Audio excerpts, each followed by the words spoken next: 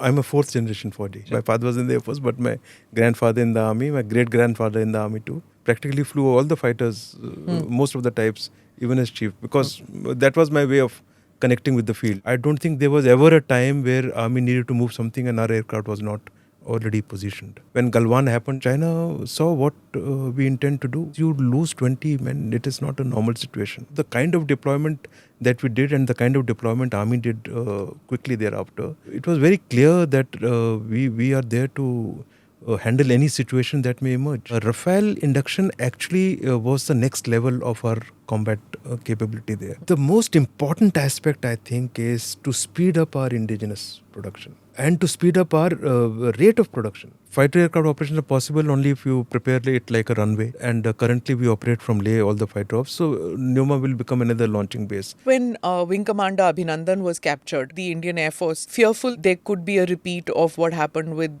Group Captain Nachiketa. We expect some kind of retaliation, and there was a level of preparation which was already in place. Even if today you check on the internet about what happened in Balakot, if you see the international media, they keep quoting Pakistan. If only the crow died, why didn't they take the press and everybody to those buildings the very next day? They took them after about 40 odd days. The larger picture is the political will to strike deep into the terrorist camp. That was the intent. That was achieved. This was the more important aspect of it, that if you do something like Pulwama, this is what you get.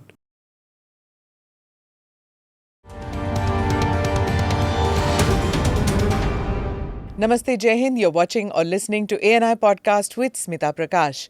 Do keep writing in to us with suggestions on who you would like to watch or listen to in this podcast. Today we have former Air Chief Marshal RKS Bhadauria. He headed the Indian Air Force from 2019 to 2021. He has experience on 26 different types of fighter jets and transport aircraft. Air Marshal Bhadauria has served as Chief Test Pilot and Project Director of National Flight Test Centre on the Tejas LCA project. He took over from Air Marshal Dhanoa after the airstrikes on Balakot in Pakistan, which we shall discuss. During Air Marshal Bhadouria's term, there was proactive deployment of Indian offensive capabilities in eastern Ladakh. Joining me in the studio today is my colleague and National Security Editor at ANI, Ajit Dubey. Thank you so much, sir, for being part of the podcast. I've already shot the introduction before you came in. I didn't want to take much of your time. We're honored to have you in our studio. I've been wanting to ask you several questions with regard to what happened in Galwan, what happened in the Balakot strikes. So much to ask you and about our strength. Let me begin, about the post-Galwan clashes, 2020 and 2021, where we saw proactive deployment of India's offensive capabilities well beyond that of, what our conventional deployment is. So tell me what happened in the eastern sector at that time. We'll begin with the east and we'll go on to the west after that. So tell me at that time what happened. See, Galwan was a very, serious issue. Losing 20 of our Jawans, you included. It was a very, very, I think, sad day and a very serious development.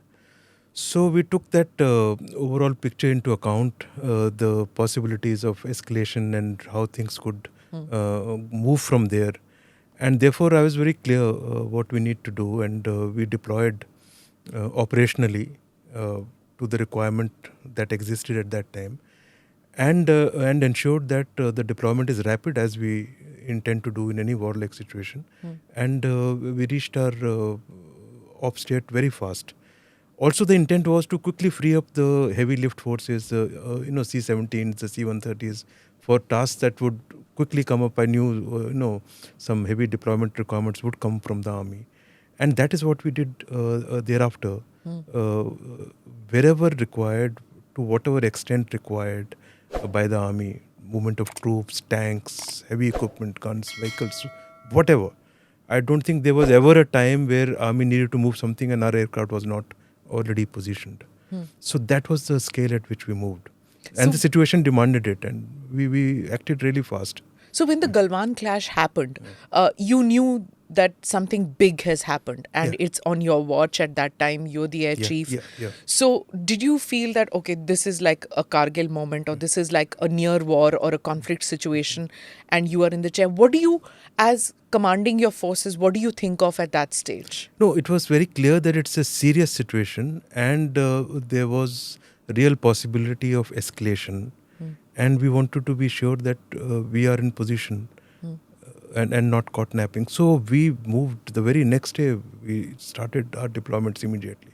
So our action was immediate. And I think that made the right impact in terms of, firstly, we reached our operation state quickly. And secondly, China saw what we intend to do. What was it that China saw? They saw our deployment. Everything is visible. Everything moves. The satellite pictures, you can make out everything. So the kind of deployment that we did and the kind of deployment Army did quickly thereafter, it was very clear that we are there to handle any situation that may emerge. Did that come as a surprise for China, you think, that our quick deployment, and without, not just quick, but that there was no political, what should I say, nervousness or withholding and discussion and a slow deployment, and it was immediate, that everybody was in line? It would have really surprised them, the pace at which we moved and the kind of forces we moved, both from air power perspective and the army movements itself. It would have come as a surprise to them, I'm sure. Sir, talking about, I was fortunate to be present in the Ladakh sector at the time when all these developments were taking place. Now you talked about how you helped the army to mobilize, sending troops, equipment and everything very fast. But what actually, if you can tell us in terms of fighter deployment, types of fighter deployment, and how did you help the army, specifics number of troops and all these which were moved in that time? Because you moved Rafale immediately. I think this is the first deployment of Rafale in a combat situation. Soon after when Rafale had joined. just come in, right? And you had MiG-29s and everything that you moved. See, our initial deployment, our largest force deployment was primarily Su-30s, MiG-29, the Mirages and Jaguars. So this was immediate. Rafales came in a little later. Along with this, importantly, the deployments of all other combat equipment, be it radars, be it SAMs, be it shoulder SAMs, everything that was required in that area. Along with this deployment, your networks, your other forces that need to come in, your AVACs, refuelers. So that deployment was immediate. Also importantly, we moved the weapons and ensured that we have the weapons capability in place along with the deployment. Only then you are operational. We moved BrahMos, which had just about come in. We had just got operational. We expedited it and moved it. The BrahMos, the fitted on the Su-30 on the Su-30 fighters. On the Su-30. Astra trial had just initial phase was over. So it was the first time that BrahMos on Su-30s? Absolutely. Okay. Was deployed along. And Astra trial was just in the initial stages. Some missiles had been fired. So it was at a trial stage. Whatever aircraft were available, we moved with even those. So the best of the weapons, I would say, and our capability, the leading edge, the best missiles with let's say the Mirages, the most accurate weapons, air to ground, precision weapons, all weapons of concern in that situation were moved. Rafale came in a little later. The moment Rafales were ready, Rafale induction actually was the next level of our combat capability there. If you remember, I don't know whether you remember, that when we flew in the Rafales, we decided to fly directly to India. Without stopovers. Without stopping. Normally we do 2 stopovers and then reach India and thereafter induct. So it's a 10-15 day affair. Whereas in this case, with hardly any, our pilots had just flown 38 hours, odd hours, maybe 40 hours each. And in air-to-air refueling on that aircraft, the French Air Force helped. They got trained with 2-3 sorties. Just with that experience, because we had confidence in the aircraft and the pilots who were sent for training, we decided to ferry straight. The pilots had done almost a year of training, if I'm not mistaken. The training itself was around, let's say, 35 to 40 hours. Yeah. But initially, as MCF, it was some had 6 months, some had 8 months training. Yeah. But in terms of hours, in terms of experience, this was the range, 35, 40 hours. Okay. So in a normal case, we wouldn't have taken this level of risk for a direct ferry. But because of our confidence in aircraft and because we wanted it early, we decided to take this step. And let me tell you, every single formation flew direct, 8 hours plus flight, every single formation. And that boosted the confidence level of our pilots. It got the aircraft in early. It was COVID times. We just quarantined them for 3 days, and within a week, they were flying over Leh. So just 3 days into their own local flying area, just setting up their own squadrons, and in a week, they were there. Within 15 days, we fired a missile from Rafale. 15 days of the aggression. 15 days of landing in India. Okay. So this was the fastest operationalization of the squadron, so to say, of the aircraft. Okay. Normally, when an aircraft comes in, you take time, settle down, courtesy the Chinese aggression. Courtesy the Chinese and courtesy the situation there. And this was the cutting edge capability that we had. And it must. What was the situation in the sense that the troops on the ground, the army has always wondered in the past. I guess I'm presuming this what happened in Kargil because I didn't report there, but I've heard that the army always has this thing that the Air Force gets deployed after a period of time because there's been a gap between the ground forces, what happens, and the aggression, ground forces, the infantry, artillery, and after a few weeks, the Air Force. Here, nothing of that sort happened. No, nothing at all. In fact, our deployment is the fastest. And what normally I think you're referring to is Army at times wants that their level of support to their ground forces should be that should be straight away. That in the earlier days used to be about after 2 to 3 days, because when you start an air campaign, you need some time to kind of do the counter air and initially tackle the situation so that adversary's air power doesn't interfere with their forces. You degrade it, attack the runways, attack all their VAVPs, to be able to control the situation and get a kind of superiority in the areas that you desire. So the larger chunk of support required for the ground forces used to happen after 3 days. But we have already changed that situation because of the kind of weapons available, because of the kind of effort available. I had assured the army that this is history. We would be there from day one in your support requirement too. And that was another level of change that we had assured them that this will happen from day one. So we would do everything kind of concurrently. Of course, there would be an element of priority and what needs to be tackled. There are counter-air issues that you need to really address. Otherwise, your army itself will be affected. You need to get the adversary's launch bases, their critical combat assets. You have to hit them early, or their ammos. So it's all a combination. And I think today we have the capability to do it more or less concurrently. Sir, when this entire thing was happening, we know that the army says that we did mirror deployment of, they had deployed around 50,000 troops. So we also moved in around 50,000 troops on ground. But there were a lot of things which were happening in air as well. And looking at the deployment that Air Force made in that area, that time they had their air bases in Kashgar and the Hotan Air Base and all these places. How was the situation in air at the time when the Chinese were doing aggression and trying to change the status quo on LAC on ground? What was happening on the aerial front at that time, for which you had to deploy, sir? Yeah, in the pre-Galwan time is what you are asking initially. Yes, there was a kind of their deployment for exercise, and normally at such times there is a level of air activity, there is a level of deployment of their air assets, and it was largely similar. But obviously they had factored in this activity for their aggressive intent. The moment that got realized, we moved our forces, and they moved their forces too quite quickly thereafter. So they were in the region of, depending on times, 100 to 150 aircraft, at times 170 across in the area of concern. And more importantly, the moment we moved the way we moved in terms of the kind of assets, the weapons, etc.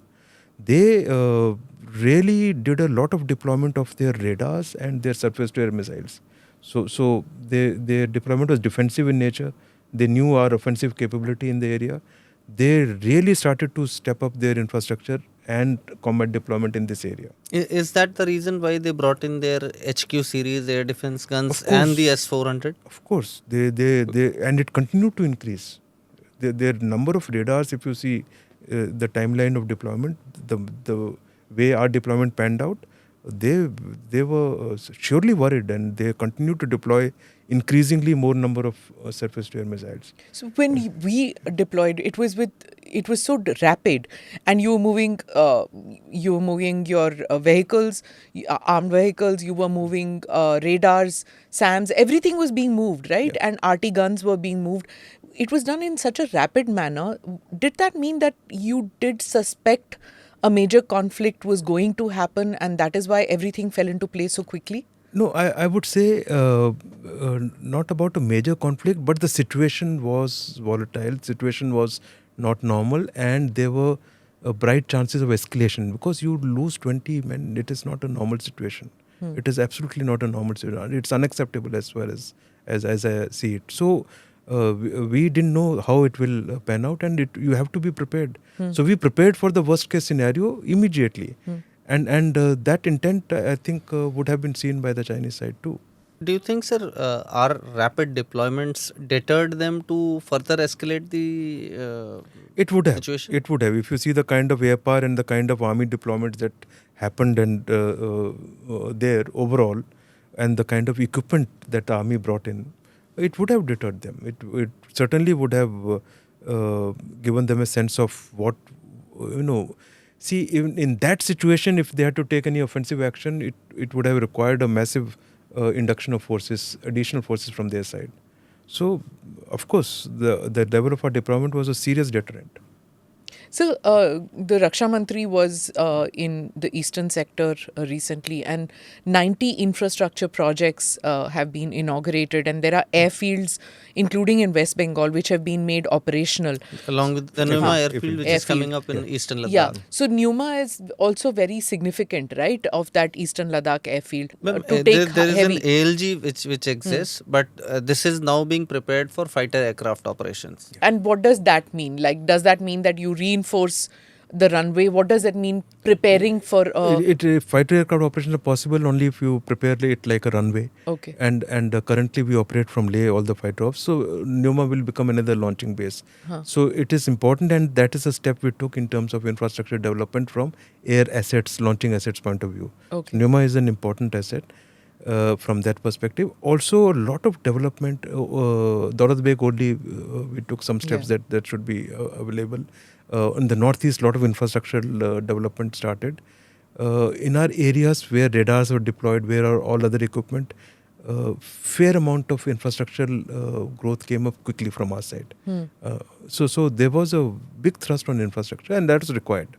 I think it was. But we are still playing catch up with what the Chinese have done on their sector, We are right? playing catch up, no doubt. In fact, one of the most important thing we observed that after our deployment, especially after Rafale came in and they brought their J-20s, and they continue to increase the number of J-20s. So it was quite a serious deployment from their side. And J-20 is the Chinese fifth generation fighter aircraft. Is the fifth generation fighter aircraft. The day we took Rafale there, the next day they had J-20s there. And they continue to increase as our Rafale numbers continue to increase. This Neoma, which we were talking about, now this is at 13,000 feet. 13,000, around 14,000. 13,000, yeah. Is it just for defensive purposes, or is it defensive and offensive? And is there a difference in the landing strip out there when it is offensive purpose aircraft? No, What is the it? landing strip wise, it would cater for, let's say, fighter operations to a particular load. So you cater for the max weight. So it will cater from offense-defense point of view for both. However, at high altitude, the amount of load that you can take off with gets reduced. So the operations of fighter in situ from these high altitude largely become air defense oriented. They would still have a fair amount of air to ground or attack capability. our bigger attack capability comes from airfields which are at lower elevations, and that is where also a lot of our deployment was there. From this perspective, to carry heavier weapons and larger numbers, and to be able to strike our target still. So why are these airfields in that sector, including Neoma, why is it being called a game changer as far as air defense is concerned on the western sector? It's a game The changer. eastern sector, sorry. On the northern side, Neoma was important because the number of airfields from fighter operations perspective was low in that area. Let's say Leh was there. It was important for this to come up. In the eastern sector, similarly, we have the air bases already. We have built ALGs, which are capable of transport operations and some capable of fighter operations too. We have done some operations there. So that increases the number of launch bases. We also mix our operations with civil airfields which exist, whichever civil airfields exist. So it increases our options. And you must remember that one of the strong points of Chinese forces is their rocket force. So their offensive arm is really the rocket force and their air-launched cruise missiles H-6 operated. That would be their leading arm on the offense. And so you need to disperse, you need to prevent attrition to your forces. Dispersion is very, very important. And from that perspective, having larger number of airfields is the key. Okay. But what about the Chinese building their infra in the sense of even entire villages, tunnels, roads, bridges? How are we in comparison to that? No, they are faster and ahead and in the extent and pace, I think, across. But we have caught up. The kind of development now taking place over the last 2 years that has been initiated. We are doing what is right to be done. Their focus is in two ways. One, looking at our offensive capability, they started to strengthen their defensive. That means the kind of aircraft shelters they started to make, the kind of tunnels, the kind of protection for their equipment. There was a huge impetus on that. And that is primarily from our offensive capability, their defensive action. But all other, that means your road connectivity, your tunnels, your bridges, etc., those are for their troops movement, communication, logistics. That, from our viewpoint, is something that can be handled. If a conflict is there, we would interdict and hit those targets quite easily. But if there are a lot of aircraft shelters, now hitting 20 aircraft shelters and each aircraft shelter having one project, it will take a lot of time and a lot of weapons. So that's what they were trying to do. So one question I always wanted to know is, these aggressive posturing sorties which are carried out just after a conflict of the kind that we saw in Galwan. We saw their aircraft take those things, then we go on. Has that reduced? Yes, it has. It has. It has. After that, it has continued to reduce, and it is, I would say, near normal now, except at some times when there are deployments, be it for exercise or be it for some other activity, that it comes up. Do we speak to them before conducting an exercise like we do, like commanders talk on the western sector when Pakistan does something, India does something, we tell them that this is happening? Does that happen even there? If it's a large exercise, it is intimated, but for the normal exercise, it's not so. There's no need. Okay. Yeah. How do we rank, if you were to say, the Indian Air Force and the Chinese Air Force? Where do we rank, aircraft to aircraft terms? Aircraft to aircraft, this is complicated question. Now, before we start to rank ourselves, you should, I think, look at one of the US think tanks ranking, which I think does every year. And this is the first time they brought us onto third position above China in combat capability. Okay. That is another independent body. So this is just since you asked this. But if you ask me, combat capability where it matters, that means the kind of technology and weapons ranges we have caught up, especially with Rafale induction. The kind of missile Meteor has come. Our missile ranges are similar. Our capability to hit is similar. They are ahead in rocket forces, the number of cruise missiles. They are ahead, the kind of SAMs and the numbers they are ahead. So in quantum, both in aircraft and other combat assets, they are far ahead. But we must remember, in the area that we talk about, they can bring to bear a certain amount of air power. and we have enough to do, enough capability to counter it and to overpower it. So Also- that is important. Technologically, they have spent a lot of money and effort in developing new tech. So that is where the gap was there, and we have to ensure that it doesn't increase. So in quantum they are ahead, in rocket forces and number of SAMs certainly ahead, but in tech and overall capability and where it matters, we will match them. We will not let them win. Right. So that is Sir, if there was an aerial conflict right after Galwan, if they had tried to do an aerial aggression as well, what would have been the outcome, sir? short answer, we would have won. On the air side, no doubt. No, sir. And by that I mean also ensuring that our ground forces are not interfered. Of course, there would be damage, there would be some level of attrition, but overall conflicts, so to say, the air situation, the air conflict itself, we would have come out on top. And they showed signs that they know that we won't be able to do Of course, much. they showed signs in the sense they brought their best equipment. They really brought in the numbers of SAMs that they did, and we had to kind of make changes to our own plans to cater for that. But that was the situation. We had huge offensive power there, and they were kind of defensive in nature. And their offensive capability was largely the rocket forces and the air-launched cruise missile.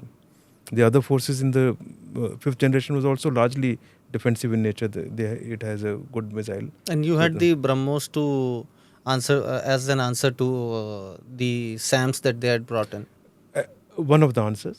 There were other weapons too, but that was one of the critical ones. So you were in Taiwan recently, and so were your course-mates, NDA course-mates, the former army chief, former naval chief, all three of you at the same time in Taiwan. That must have got the Chinese antenna up. I'm not sure if it did. Okay, You have to tell me. it wasn't But- just a sightseeing tour, was it? No, it was a think tank discussion, and I think what transpired there can't be discussed here, so I'll leave it at that. A lot of media attention towards that because the photographs were very enigmatic. But of course, I know that none of you will talk about it in detail.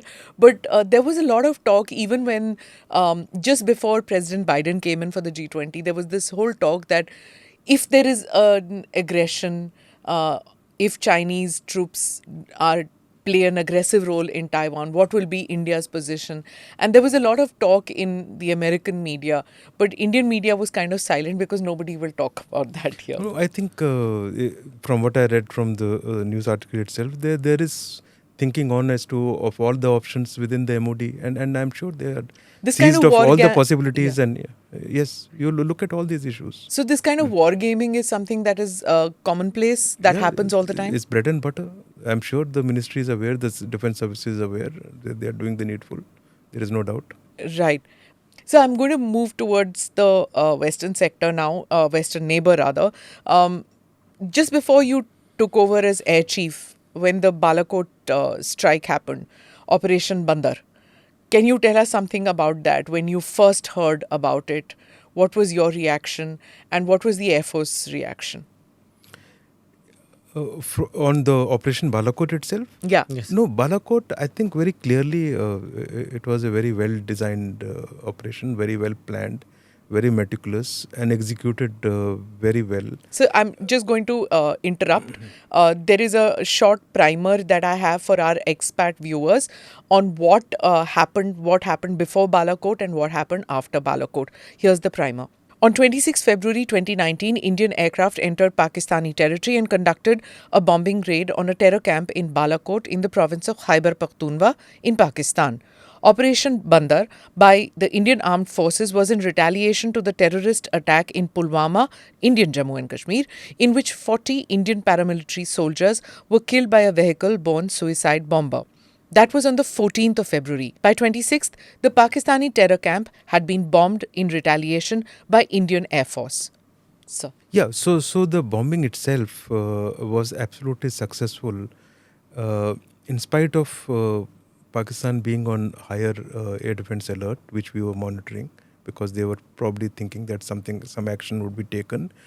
In spite of that heightened situation, our mission planning and execution was such, and the overall deception that we planned, that our main mission was never intercepted, and whichever Pakistani Air Force aircraft got airborne, they were far away from our main areas, our mission itself.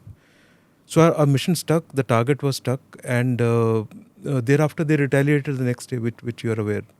So in terms of achieving what was required to be achieved, it was achieved, absolutely, without doubt. So a terror camp was attacked, but how come the pictures that came out were what Pakistan put out, and what the narrative Pakistan put out was that just crows died?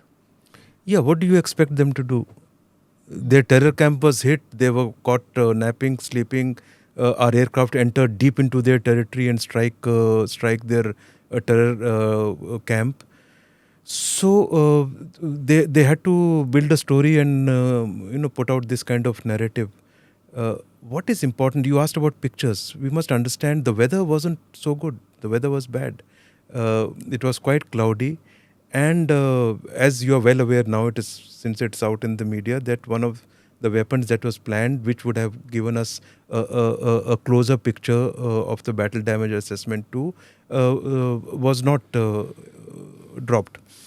So we did not have the pictures from the weapon, but we later on collated all the data from the satellite pictures and had the idea of what all has been hit and damaged, which was later on brought up. In terms of their approach and their IW, so to say, that nothing was hit and some crow died. If only the crow died, why didn't they take the press and everybody to those buildings the very next day? They took them after about 40 odd days. And that too, not the buildings that were hit, it was some adjacent buildings, if you remember, the details that came out. So we are very clear what it, and you must remember, I think the larger picture is the political will to strike deep into the territory, the terrorist camp. That was the intent. That was achieved. Thereafter, the military will and the capability to achieve that mission, that was achieved. So very clearly, what we wanted to achieve, it was done. Do you remember that day? I mean, when the news first came, I think you should tell us about that. How you broke the story, what happened? Ma'am, if you remember, I guess you had sent me the tweet early in the morning, the tweet which was put out by Pakistan, the DGI SPR, that crows were killed and attack failed. So we were also not ready to believe कि Air Force ने जाके किया है. I don't know. और इतनी दूर किया है. इतनी दूर किया है. And it was a sense of deja vu because surprisingly on the night that the Osama bin Laden attack also happened, that night also I was working on something and I was still awake when I saw that tweet by that person saying कि कुछ हुआ है यहाँ पे, and then all this happened. So when this tweet came out first and Balakot, I said, this is too deep.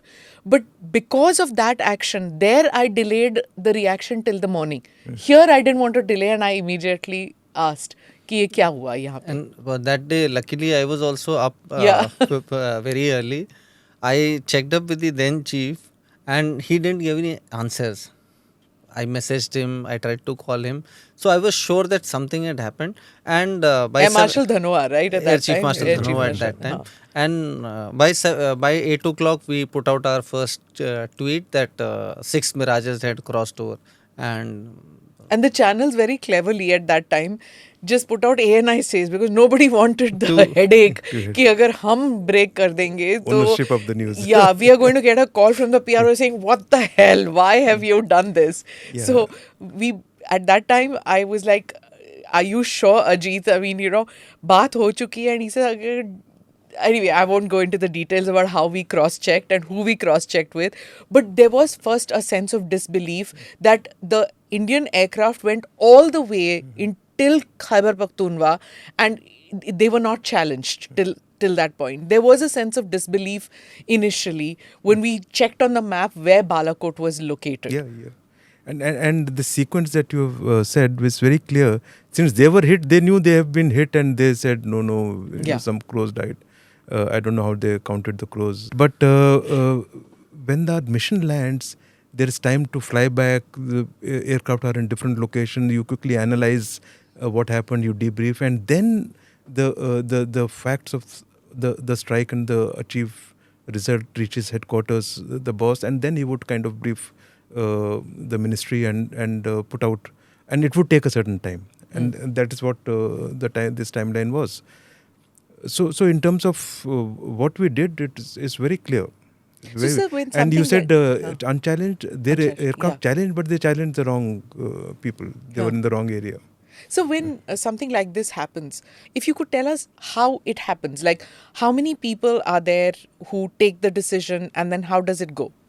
No, obviously a decision to do this would be taken by the chief and thereafter communicated to the commander of the executing command, so WSC in this case.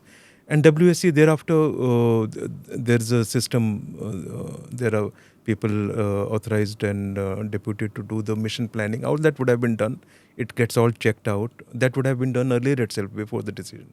But the decision is taken as a political decision, isn't it? Of course. And then to strike is a political decision. Okay. Absolutely. Okay, that's why I said on the advice that of was the starting point was the Okay. political will to strike a target so deep. Okay. It is not normal. After 71, this is the next time that we went. Even in Kargil, we didn't cross.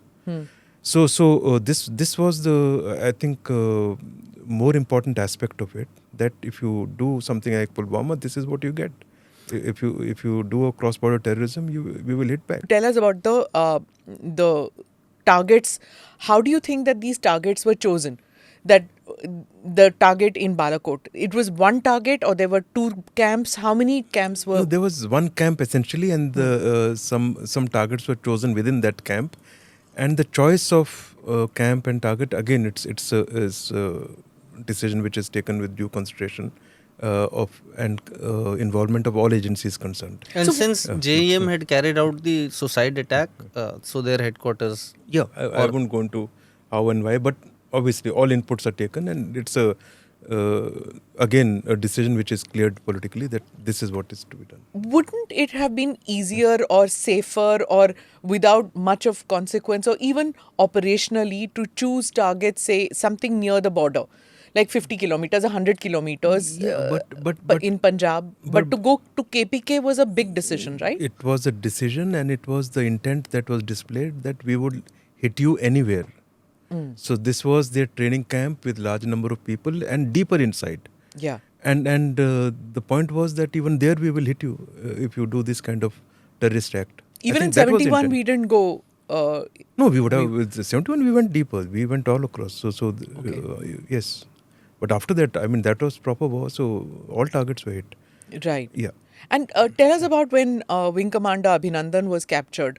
Was India and more specifically the Indian Air Force, were they fearful that there could be a repeat of what happened with Group Captain Nachiketa, 1999? No, that fear disappeared quickly, if there was any fear in any department, because firstly it was a different situation, and thereafter quickly it was on the media. The pictures were all there, and in this situation, and us having hit them so far deep after a terrorist attack and the Pulwama incident, the situation was absolutely different. So I don't think there was any concern thereafter, once it was in the media and TV all over, that he's been captured, that it would, something like that case would happen. Sir, So I don't think from that angle we were worried. But of course we were worried that he should get the right treatment, and that pressure was really increased from the government side. And you know what happened, how quickly he was released. Sir, there's this video of a Pakistani MP speaking in his assembly or parliament, whatever they call it, that General साहब के पैर कांप रहे थे और अभिनंदन को उन्होंने कहा कि अभी छोड़ो और इन्हें छोड़ना पड़ा. He was actually criticizing their own government, that how Imran Khan's government was forced to release Abhinandan.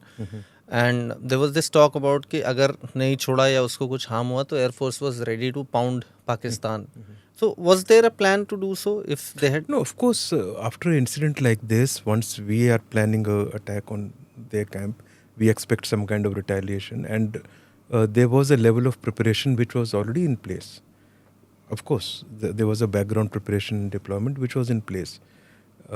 Rest, what Aankhon Dekha Hal that was covered there, I think it's is just what he has seen. And I am not international sure pressure, sir? about that veracity. Huh? International pressure on Pakistan to release Captain Abhinandan? No, I would Group say captain? simple common sense should have prevailed there, that they have no choice but to release him fast in this situation. If they Common sense, sir. Pakistan common sense. No, at times it does prevail. The situation was such that it should have prevailed, and I think finally it did prevail. There would have been international pressure. There was pressure from our government straight away. When you say that so and so is to be released, and this is after a situation where it could escalate, and we were ready for escalation. So, with regard to, again, Pakistan Air Force, they've been boasting a lot online. You were seeing this. So, one doesn't know how to take it seriously, but they talk about their aircraft and how they're getting it from the Chinese. They talk about that, they're getting air defense systems from the Chinese. Tell us about where does Indian Air Force and Pakistan Air Force, where are we in comparison? And sir, adding to this, we are at around 32 squadrons, fighter aircraft squadrons, whereas the Pakistanis are now claiming to have 25 squadrons of fighter aircraft. We are no longer looking at Pakistani Air Force from our force structure building or our preparation point of view. We are totally focused on China and our ability that we need to build with respect to China. When you do that, Pakistan Air Force gets catered automatically. And you mentioned that they are boasting of their induction from the Chinese side, be it aircraft or SAMs or other weapon systems. We are aware of that, and we are aware of what other equipment they've had. So overall, if you're asking whether Pakistani Air Force, the current levels are a threat to us, or where are we with respect to them, of course we are in a much better situation, undoubtedly. And why I say we are looking at China is because that is where the real situation in terms of adversary capability lies, and the future areas of conflict that may come up where we need to be prepared. So that is a capability we are looking, and we need to build to handle those capabilities. Rest will fall into place. Slowly, Pakistan will continue to move towards China and become a subset of Chinese capability. That is how it is moving. That's how you see it now? Yeah, because their Western sources will continue to drive if they continue, if similar situation continues, and their induction from China, partly sponsored, partly paid by them.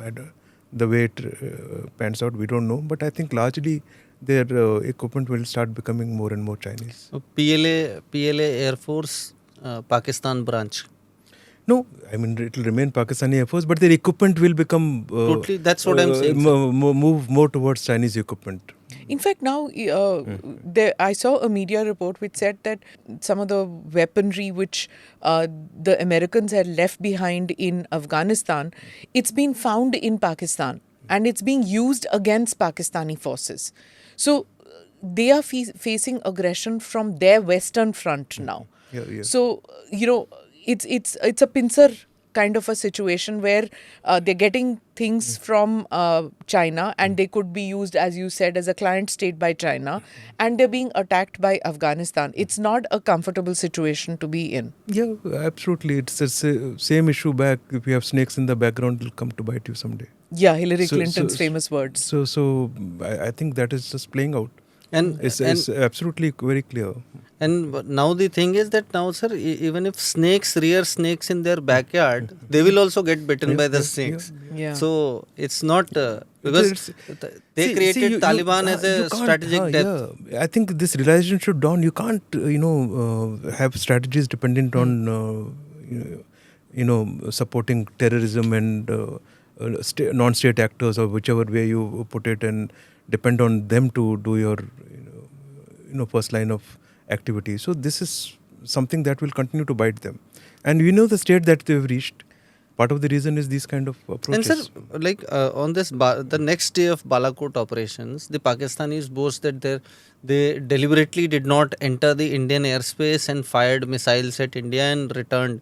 They call it the swift retort. But they decided against. They say we deliberately decided against entering Indian airspace, even though they fired missiles at our bases and all.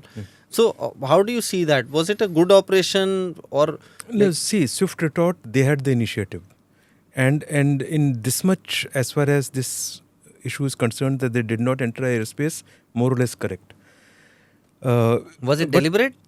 It would have been deliberate from their side. It very much was deliberate from their side, and it was part of controlling the escalation. This would have been, common sense did prevail there, and they didn't take any action which would have escalated it further, which was very clear. Firstly, the number of targets that they attempted to attack and the kind of weapon used. The fact that we reacted in time and opposed their this mission, it would have disrupted their attack plan. The weapons didn't hit the target.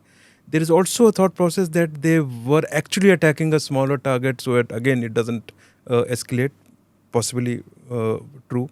So overall, but they could not hit any. Of course, none of the targets were hit. None of the targets were hit. So as far as we are concerned, we disrupted their attack plan, and these were weapons released from distance.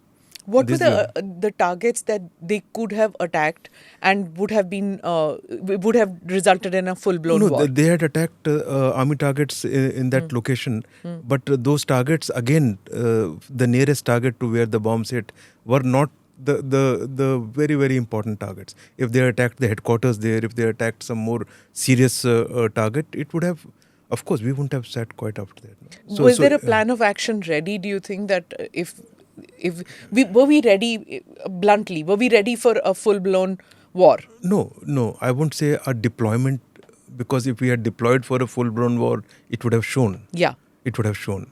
But full-blown war, even they were not deployed. So they would take time too. So it's not an issue. It's not a concern. So there was no amassment of troops on the border from both sides? From both sides. And if that had happened, that would have meant that post-Balakot, we were ready for a full-blown war. Yeah. Or even a controlled conflict, though I think that term doesn't exist anymore. Yeah. There is nothing, because I think even the Russia-Ukraine thing was supposed to be a controlled small conflict, and it didn't happen. It's been going on for a year and a half almost. Yeah, 2 years almost. The important issue is that they didn't hit any target. If any significant target, army target was hit, or any other target, and there was damage, loss of life, we wouldn't have sat quiet. Thereafter, we would have taken action. And they knew that. So one is our opposition to their mission disrupted. Second is they, to my mind, didn't choose any very significant target, and that is just an escalation control measure. The narrative war, sir, I want to come to that, because it's a bugbear that I have, that as far as the narrative is concerned, even if today you open up and you check on the internet about what happened in Balakot, Indian social media will always say that it's a victory. But if you see the international media, they keep quoting Pakistan, and they keep saying Indian forces admit, or Indian forces claim that this happened, but there is no proof that a terrorist camp was hit. So I think on the narrative front, India was playing catch up, or India was trying to do something without having absolute proof. See, narrative-wise, because they were hit and we went deep inside their territory, hit a target. It is not this thing that they can take easily. So they were with their back behind the wall, towards the wall, to be able to quickly, build a narrative which is different. That we were not hit, only close, were killed, and this happened. We, on the other hand, I would agree that we were. When you hit a target as Air Force, it's in the nature that thereafter you are busy first analyzing, ensuring that what your data says, what your what results have been achieved, and only thereafter you put out. That too, you put out an official tweet or not put out. It's a matter of environment, situation, what you really want to do. In this situation, I would say, in the hindsight, yes, we could have been much more proactive in our countering of such information war. It was done, a little belatedly, but it was done. But we must remember that they were on the defensive, and they were trying to, project to their own people that nothing happened. Did something happen? Of course, it happened. The targets were stuck. They never took anybody there for next 40 days. They never attempted a similar incident. There was no cross-border terrorism of that extent thereafter. These are all results. Didn't take anybody for 40 days would mean that they have sanitized the place and then... Of course, Or they rebuild. sanitized, they had to rebuild, they had to do, and even after that, they had not taken to the main building that was hit. They were taken to some of the buildings in the periphery. So the evidence is all there. It is not we who can go there and show them the evidence. It's all there. So I will now move to the Southern Command of the Air Force. You were AOC in C out there. Could you tell us what the Southern Command does? It was set up in 84, just after Operation Meghdoot, the success of Operation Meghdoot. Now, it was set up in 84. Why was it set up and what does it do? No, the basic issue is it has a area of responsibility in the Southern Peninsula, and it is responsible for air defense of the Southern Peninsula and also the protection of VIVPs there. Depending on situation, so in the entire Indian Ocean area, any action required there or the offensive forces that operate in support of the Navy in Indian Ocean would operate from the AOR of Southern Air Command. Also, after the command became operational and some important assets, we moved Su-30s there with BrahMos. Instantly, Su-30s with BrahMos capability were first moved to Southern Command. And they were inaugurated by you and General Bipin Rawat together. Absolutely. In that. Absolutely. And the purpose was that is the fastest way to address any of the targets in support of Navy from that. That gives us the right location to be able to achieve that. And if you draw a 2,000 odd kilometer circle arc from Southern Command, you see your coverage. So it's a huge coverage, and it is for any adversary to be in the umbrella where we can hit with BrahMos. It is a big threat to any adversary. What adversary would we be fighting in the south? No, it would be anybody. Pakistan Navy or Chinese Navy in particular. All your sea routes go through. So the Navy concentrates a lot in Indian Ocean because the entire sea route is there. And especially with Hammond-Tota and all that which is coming up. Absolutely. So we need offensive forces there. And the entire support to Navy from anti-shipping point of view, Southern Air Command is very well positioned. And the next best position is Andaman Nicobar, where also we position our offensive assets. So Southern Air Command had a good role, and it's a very good reach. It oversees the Indian Ocean. It is virtually, it can look over and control entire offensive capability there.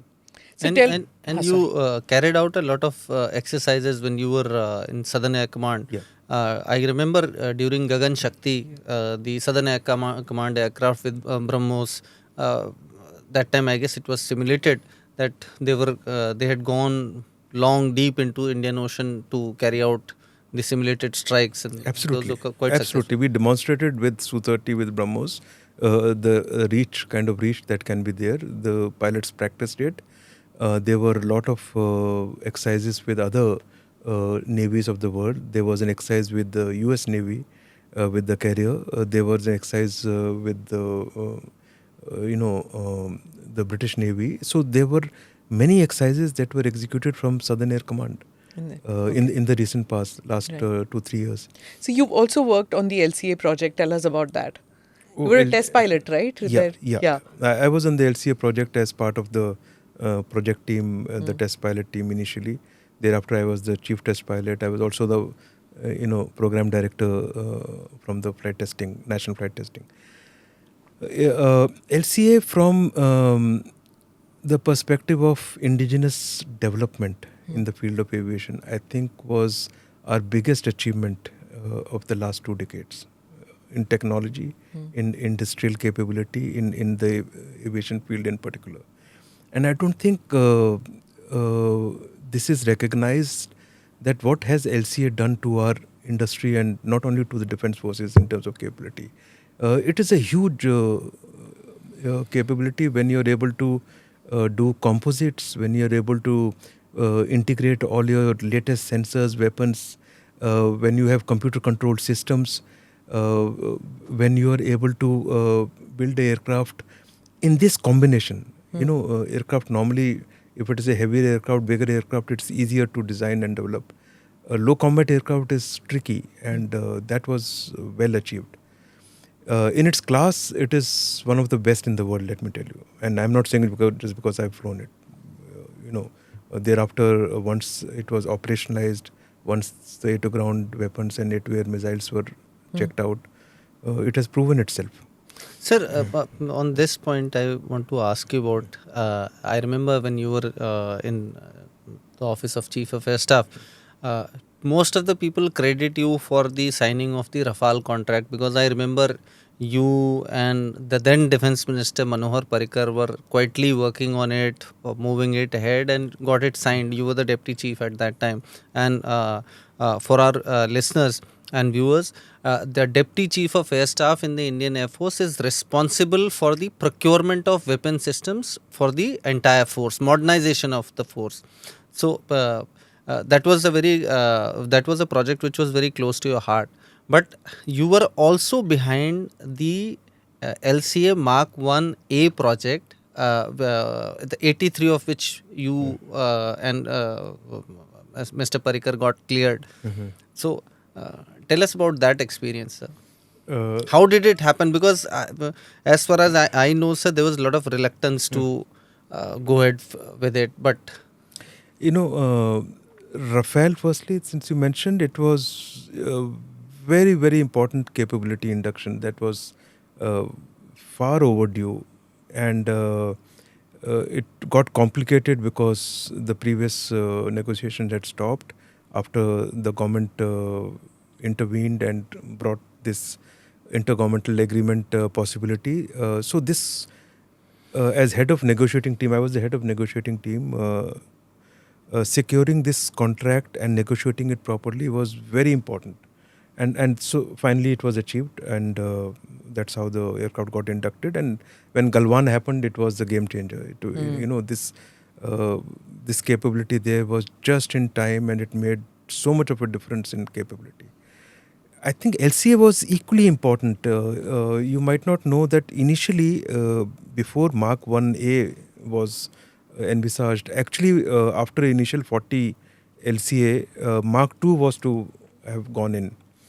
That got delayed for reasons of, it continued to keep getting discussed with the industry and Air Force, and the decision itself was not crystal clear, not implemented. So the Mark 2, at that time, the way it was seen that time, did not happen. And we were again, with only 36 Rafales, we were going to be very tight on numbers, and we decided to go in for Mark 1A, which was a small add-on to the basic LCA. Basically, air-to-air refueling, a better weapon, or software-defined radio, or a better EW. And radar, ISA radar. Overall, it was a small addition which will come in quickly. That was. And my attention to 83 was as much as was for Rafale, incidentally. And we ensured that finally happened, and it is under production now. And how much support did you get from Mr. Parrikar? No, we had all out support, absolutely all out support. There was a lot of political turmoil with regard to the purchase of the aircraft, and post that also an entire election was fought on the Rafale issue.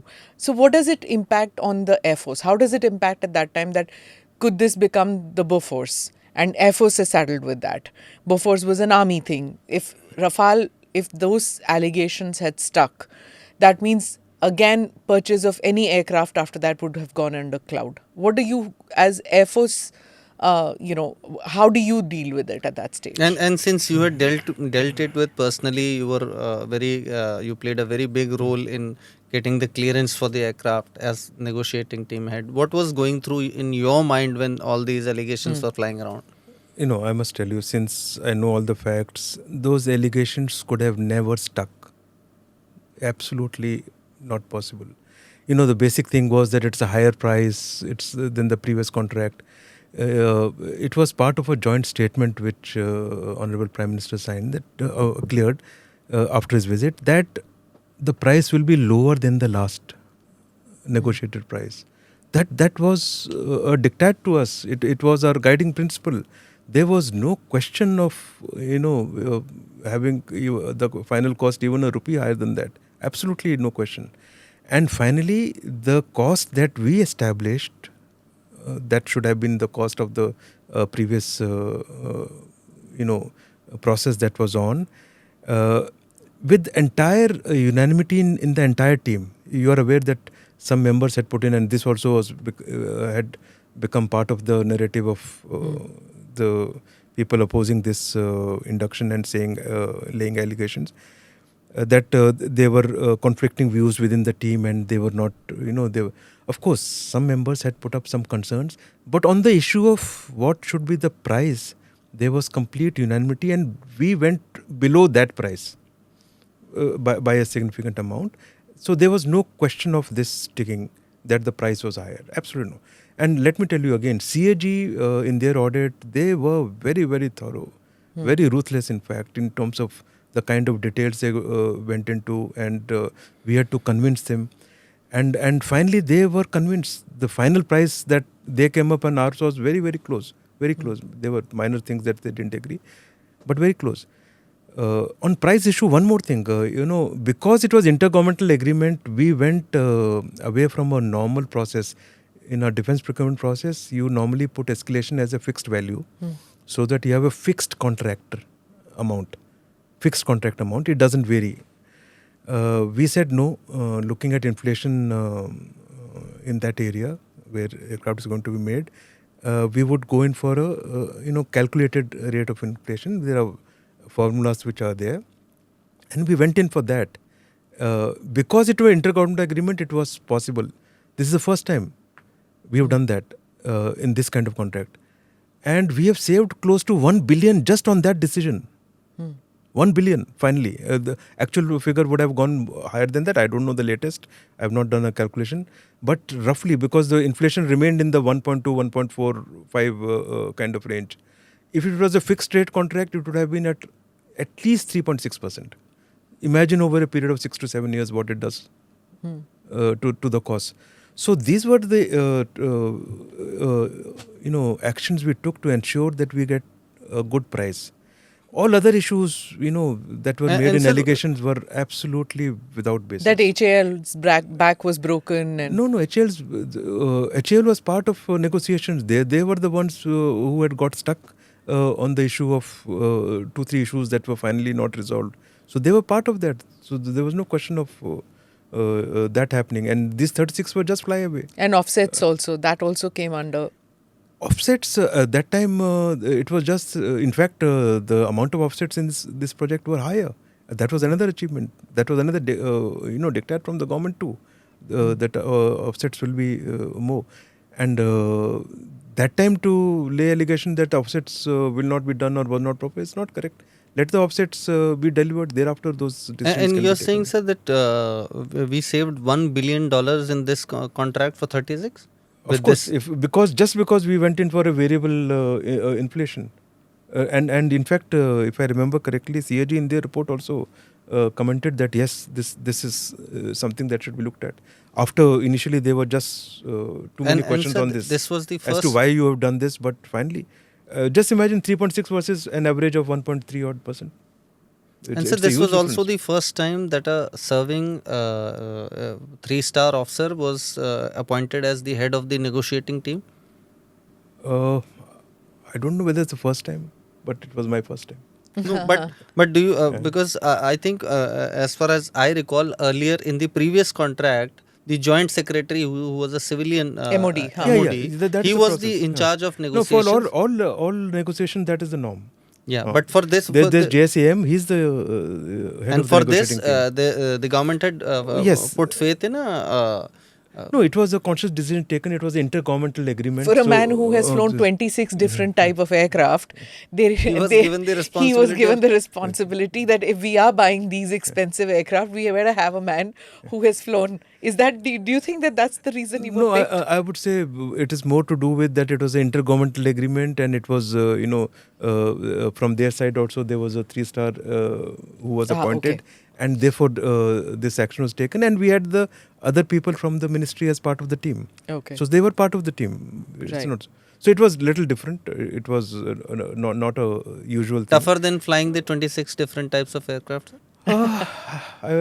In some ways, yes. Which In some one? way. I know it's unfair to pick, but if you were to pick, which aircraft did you find the most challenging, and which one was the most fulfilling flying the aircraft? Challenging, I think technology-wise, the more the technology comes in, that becomes a challenge to be able to use it to fully.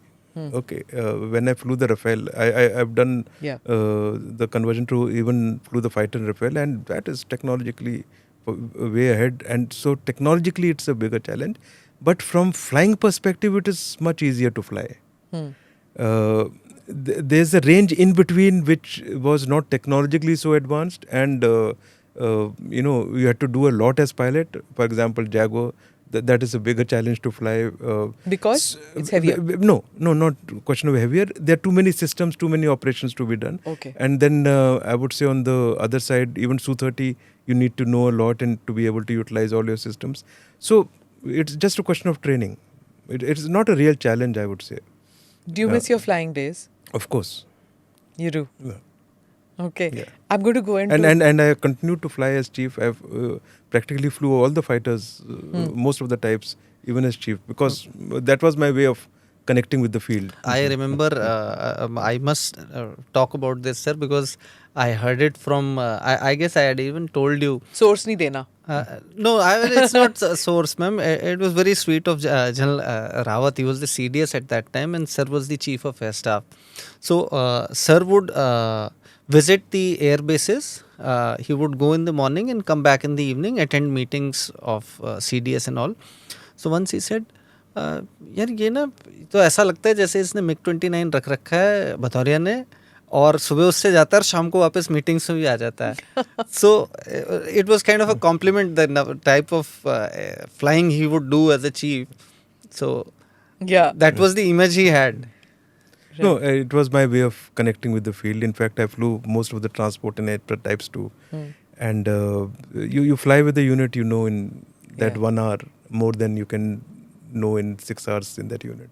Yeah. Also, you tend to get a sense of what's to be done next. First is what do people need, what else, and what next can happen.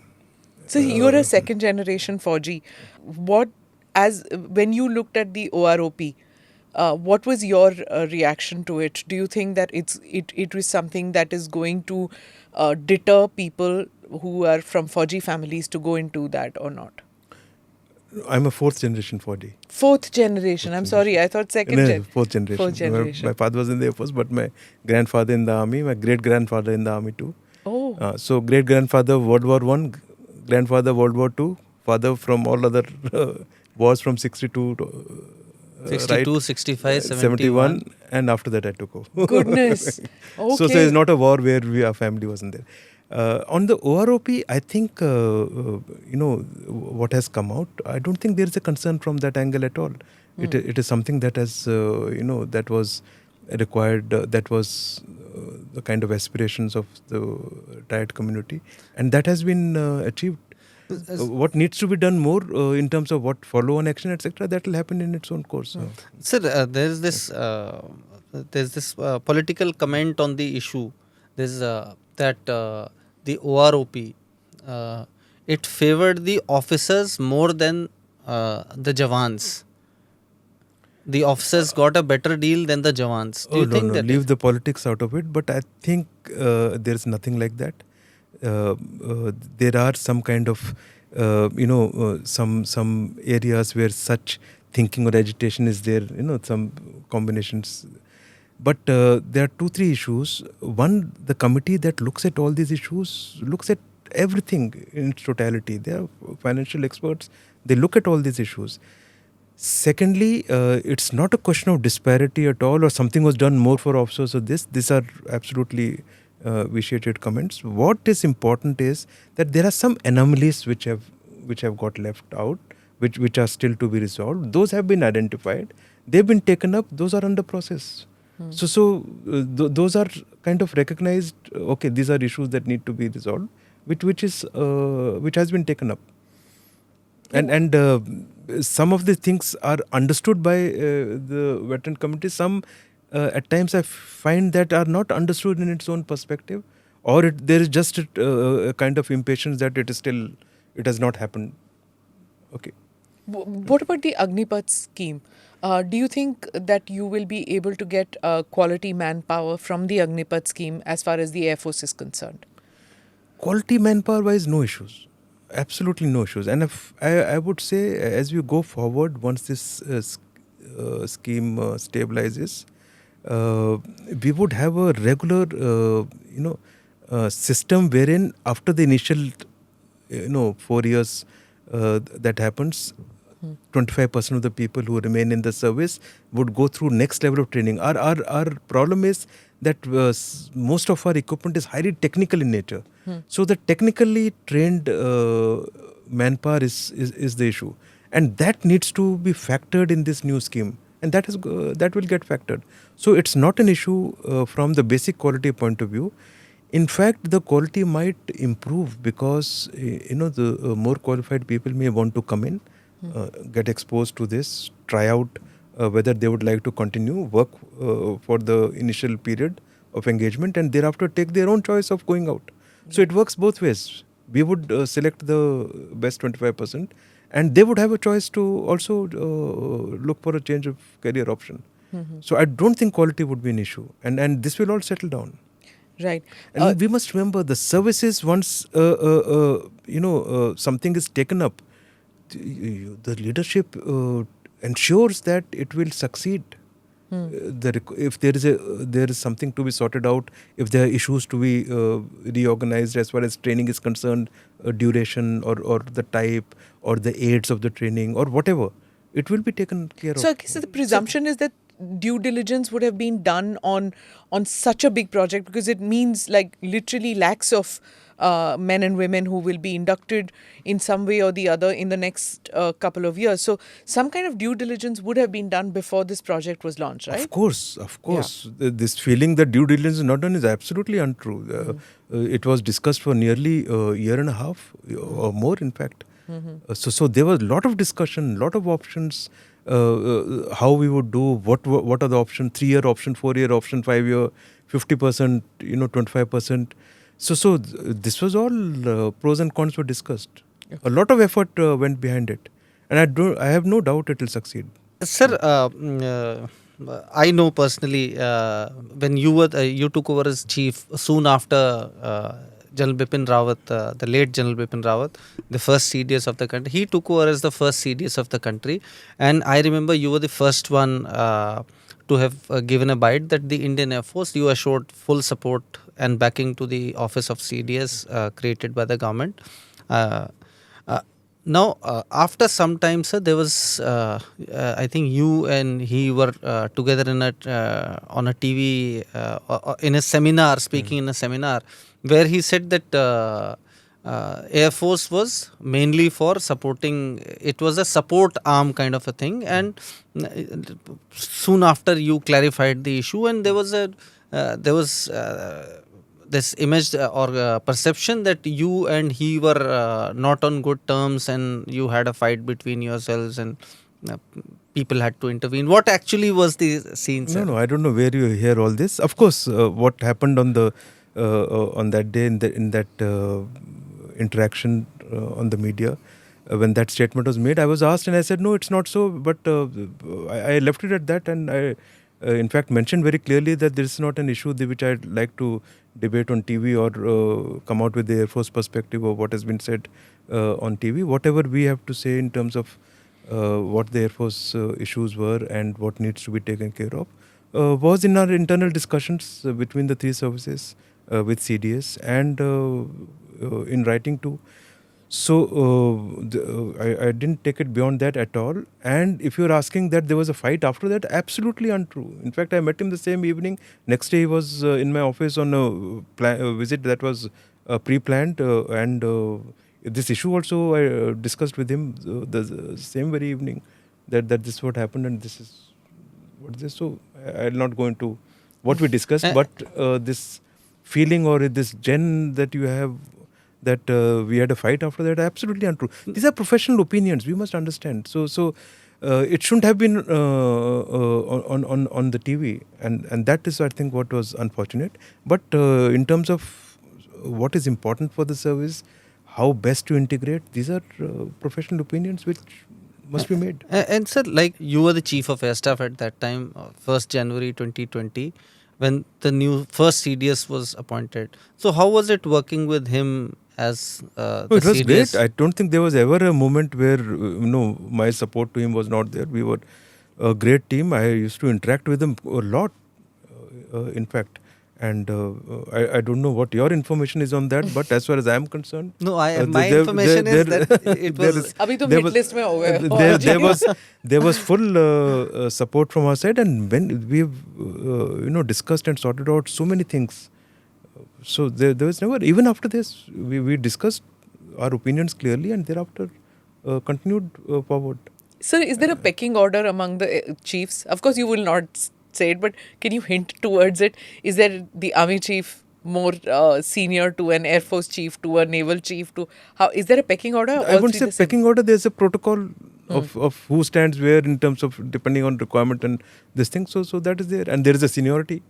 Both are well defined. So there's no dispute in that. What is more important kind of a thing comes in simply because for most civilians, when you see the Republic Day parade, पहले army आती है, फिर air force आता है, फिर navy आती है.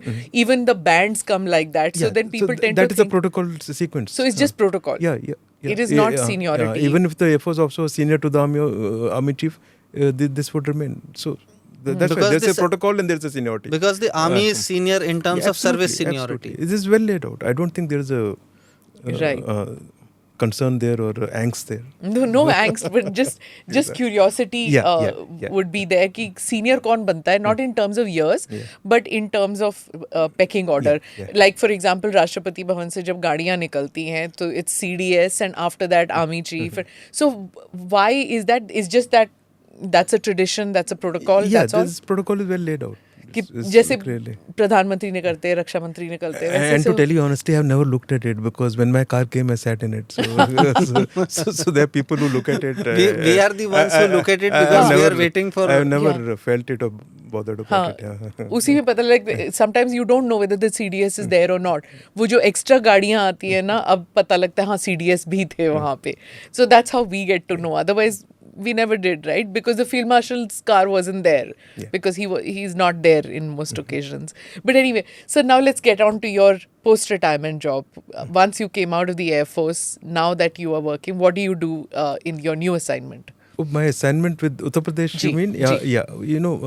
You're aware of Defence Corridor. There are two corridors, one in Tamil Nadu, one in Uttar Pradesh. So I was asked by the Uttar Pradesh government whether I would help them in setting up this corridor and advise them. So I said yes. So I joined them nearly a year back. And first 5-6 months I was quite deeply involved in terms of, there are 6 nodes there. That is Lucknow, Kanpur, Agra, Aligarh, Jhansi and Chitrakoot. It is progressing well. I think in 3 places the initial land bank that was taken is full almost. So Lucknow, Kanpur and Aligarh, the next round of land bank acquisition is in progress. So that's a good sign. Jhansi is nearly half full. Agra is starting up. Already the round 2 is being planned. Chitrakoot is a little out of the way and is now starting to get populated. So in terms of numbers, it's now looking good. 35 odd plus industrial partners have already joined in. Okay. Some construction work has started. In fact, in some I think even production will start by end of the year. Right. Yeah, by August and all, some inaugurations are planned. August of 2024? No, I would say, end of the year. Okay. End of the year, 1 or 2 inaugurations, then BrahMos by April of next year. And by August of next year, we should have at least 4 or 5 in operation. So this is the overall picture at the moment. Right. How has the transition been, sir, from being in the services to the civilian sector? And promoting Make in India.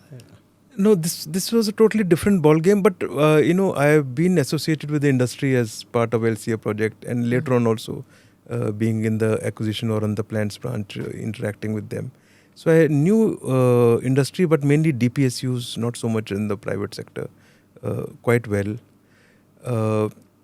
After this thrust at indigenization and many of the issues that I looked at, and I myself with very clear mindset that private sector participation and this indigenization thrust must increase. This job gave me a very good perspective of the private sector, the MSMEs, the startup. I visited all the IITs. I've gone through, most of the big players, many of the MSMEs that I've visited, and interacted with a lot of startups. So my let's say exposure to the private industry and this startup also lately in the space sector has been huge, and that's been a lot of learning for me. So it's a question that I ask most people who come on the podcast is about mental strength. Since you have flown so many different kind of aircraft, you've had situations where you've been responsible for the welfare of thousands of people under you. What is required of an air chief as far as mental strength is concerned, for the capacity when you're sitting in the cockpit and then when you are in charge of so many people under you, to have a mental balance, to have mental strength and keep that composure? Yeah, I think, with the kind of, if you spend 40 years in the service, this comes naturally in terms of preparing. If you talk about flying, preparing for it and devoting this the right kind in terms of preparation and knowing the subject and delivering. In terms of handling the service itself, again, you go through various stages of leadership, and by the time you're chief, you know very well what is required. The strength is required, of course. There are a lot of things to be tackled. You need to manage your time well. You need to delegate. You need to do a whole lot of things simultaneously. I didn't find it a problem. It worked well, and I think I enjoyed doing it. And I had a wonderful team. In fact, everything finally boils down to the people you have. Finally, Right. so the people matter, and my attention to people has been one of the major focus areas in my tenure. Sir, since you're talking about people and taking responsibility of people under you, you were the chief, and the air safety record at that time is, I guess, one of the best. But still, in service and after service, how does it feel, sir, when people you have yourself flown the MiG-21s. How does it feel when people start blaming the service for not phasing out the vintage aircraft where a lot of people, a lot of pilots, brave pilots have lost their lives? Yeah. It's a difficult situation to explain, but you must understand that every aircraft will go through this cycle. There would come a stage. What LCA is today, 25 years, 30 years down the line, would be in similar situation as what MiG-21 is today. MiG-21 fundamentally is a very good aircraft. What needs to be remembered is that apart from life, that matters in some respect, but important is every single maintenance aspect of it, the engine issues, everything is looked at very clearly in terms of airworthiness. Yes, old aircraft have their own vulnerability towards increased susceptibility for accidents, incidents, etc. And that is something that needs to be factored.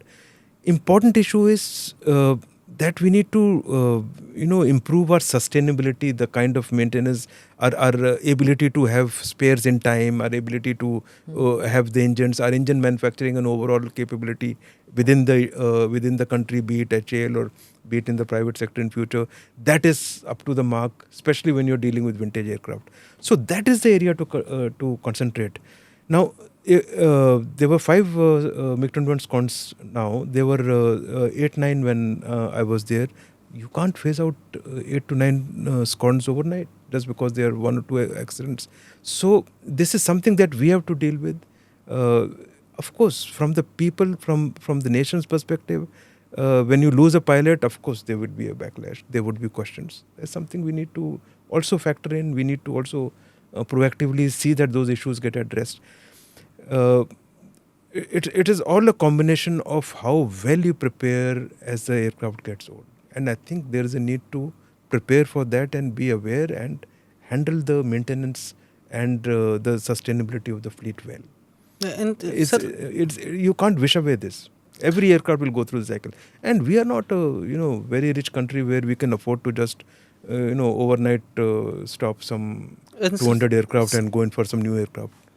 Not possible. You think, sir, that this situation of the MiG-21s having to continue for so long, do you think the inactivity in terms of modernization or procurement of new aircraft, we lost a decade around 2000 and post that, almost 15 years, 16 years, when we didn't even decide what we were planning to do. Is that inactivity or inability to take a decision also responsible for this situation? Yeah. All that counts. All that gets factored in. If you delay your new inductions, you get delayed induction after you put a contract in place. What needs to your induction gets delayed by 2 to 3 years. For example, the Su-30 induction, if you see from original timelines to final timeline that we got, all that finally boils down, and all this impinges on your ability to de-induct a fleet faster. So you need to, we're going through life cycle, life extensions, we go in for additional overhauls, etc., etc. So if we have inductions in time, if we have a faster process in procurement, if we have and all that will happen if you have more and more indigenous aircraft. The moment you have import involved, the life cycles as such are higher. The costs are higher, life cycles are higher, life cycle times of spares are higher. So this is a problem which was complex because of all these factors. It will naturally start reducing the moment you have all the indigenous fleets coming in. You will have the supply chain which are mostly indigenous. They would still be external. You would have abilities for overall that is indigenous, so faster cycle times, and all these problems will be lesser. So in times to come, I think we will handle this situation better. And how do you see the future fleet of Air Force? How much percentage would be indigenous? Varied and No, I think very clearly with our experience with LCA now, Mark 1A being on track, I hope 100 more are coming. I hope this Mark 1A delivery is on time. 100 more, yeah, I saw your news article. I think that is a great sign.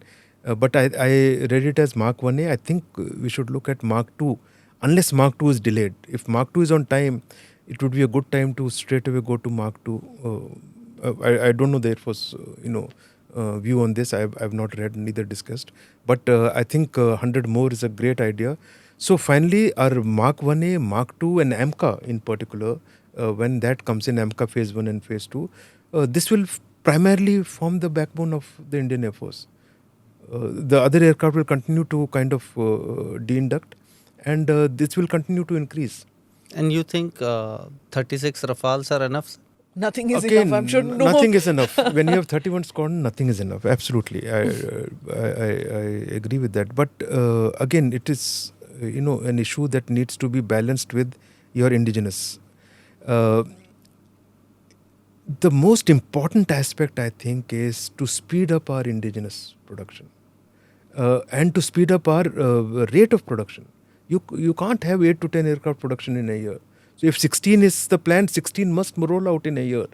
Now we should target 24 with Mark 2s.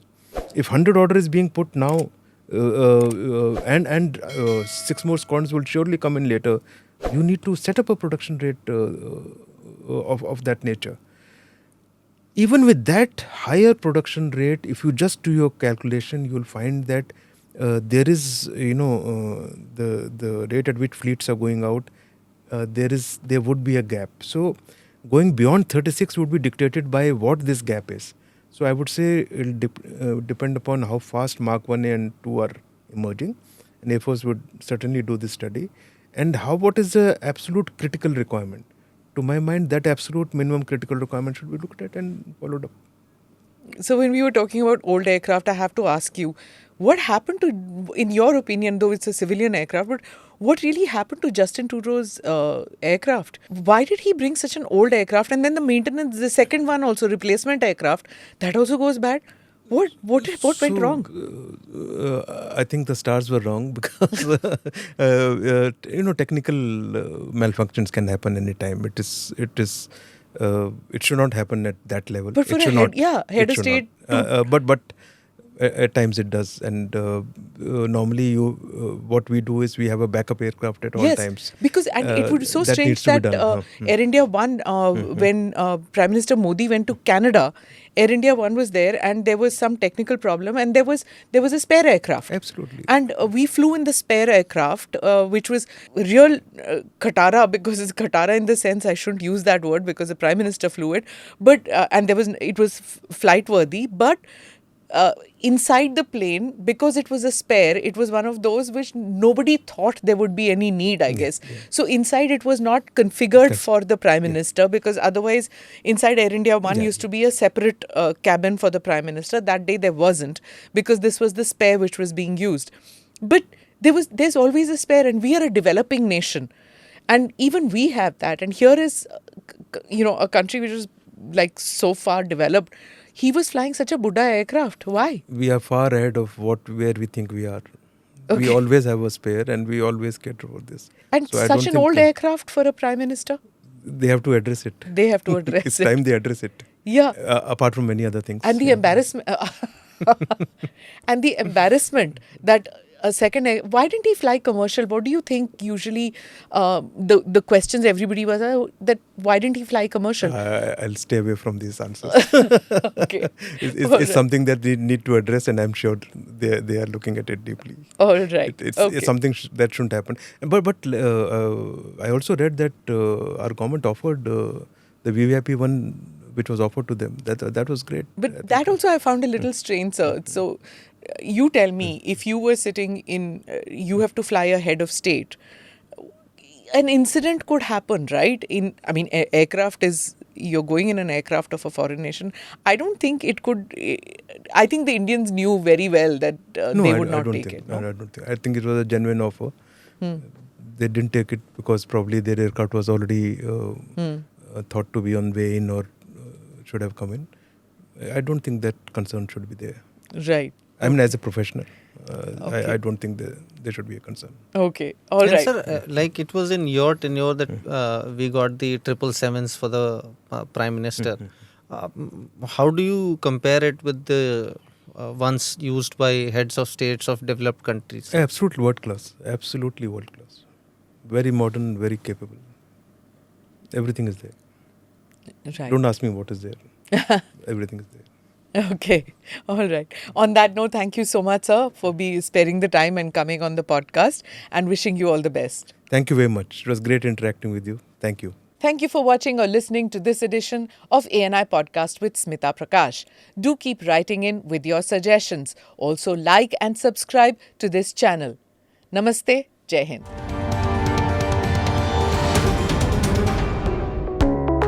Click here to watch the previous episodes.